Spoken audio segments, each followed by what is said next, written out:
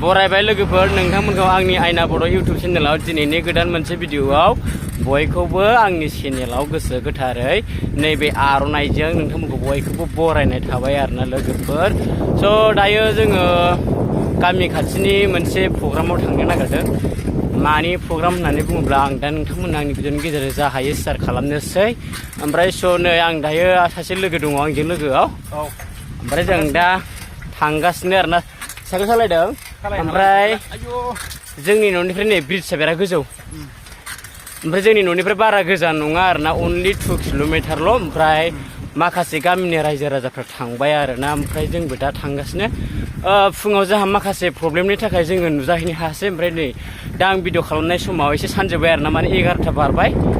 स' लोगोफोर नायलांबाय था आरोना भिडिअखौ। मानि थाखाय जों थांनो नागिरदों होननानै बुङोब्ला मानि प्रग्राम होननानै बुङोब्ला आं नोंथांमोननो आङो खिन्थानोसै। माने जोंनि एरिया एबा लकेसना जाहैबाय क'क्राझार जिल्ला ओमफ्राय पाटगाव ओनसोलनि सिङाव थानाय सामथाइबारि गामियाव जोंनि माइनाव दख'रा गुदि बाथौ आन्चलिकनि गेवलां मेल जागोन। थांनाय हराव खेराइखांबाय। ओमफ्राय दिनैहाय माने आं दा भिडिअ खालामनाय समाव माने दिनै 28 थारिख ना दिनै गेवलां मेल। आं दा भिडिअ खालामनाय समाव आरोना लोगोफोर दिनै गेवलां मेल। बे गेवलां मेलाव जों दा थांगासिनो आरोना।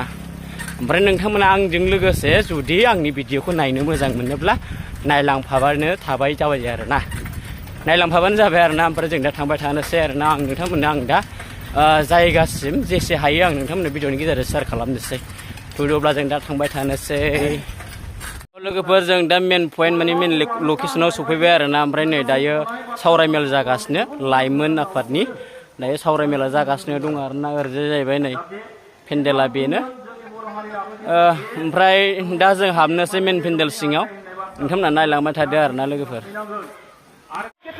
लोगोफोर नै थांनाय मोनायाव खेराइखांबाय आरोना। नै बे खेराइया जाहैबाय माने बोलि बाथौनि खेराइ आरोना लोगोफोर। दाउसा फारौनि बोलि बाथौनि खेराइ फुजा होनाय थांनाय मोनायाव खेराइखांबाय आरोना। ओमफ्राय ओरैजाय साहानि न'मा न' आरोना बैयो नै। ओमफ्राय थांनाय मोनायाव खेराइखांबाय नालाय ओमफ्राय नै दायो ओमफ्राय दायो लाइमोन आफादनि माने मिटिं जागासिनो दायो नै सारमोना बिबुंथि लाखिगासिनो। ओमफ्राय ओरैजाय नै रायजो राजाफोर गोबांसो फैदों आरोना।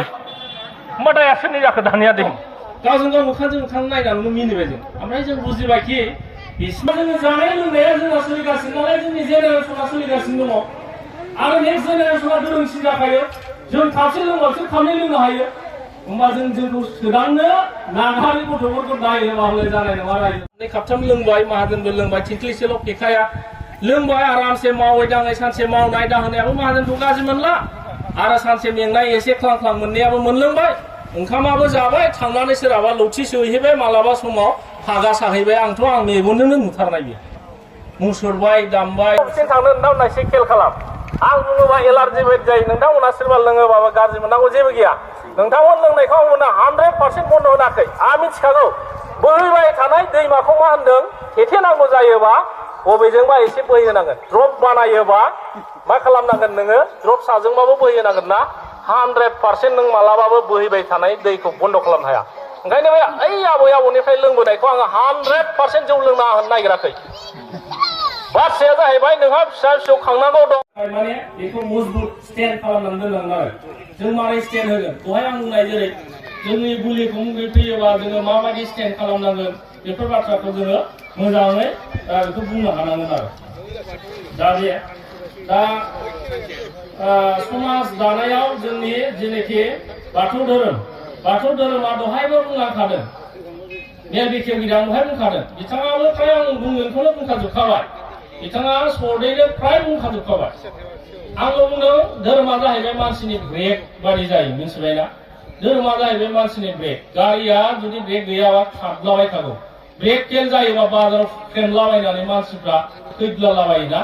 ओंखायनो जुदि जों मानसिफ्राबो जोंनाव धर्म गैयाबा जोङो जेरै मेरैनो जोङो मोसौफोर माने जुनारफोर बायदि जागौमोन आरो मोसौ मोसाफोर बायदि जागौमोन।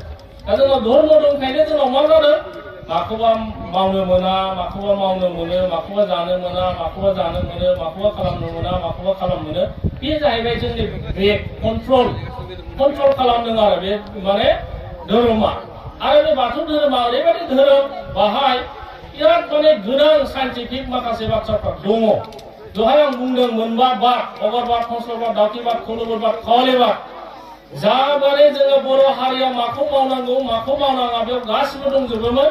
खालि बेनोल' बर' जाथियाव मोनसे समाव समाजा जोंहा डिभाइड एन्ड हाउस जादों, समाजा सेरनि बेरलि जादों, मोनसे गामियावनो मोननै मोनथाम हानजाबो जालायलांबाय, उनाव मोनसेया मानिबा मोनसेया मानियायाव नैबे बाद खान्थिफ्रा जोंना मानिजायासै, सोरबा माहाजोन जाबाय, सोरबा गोरिब जाबाय।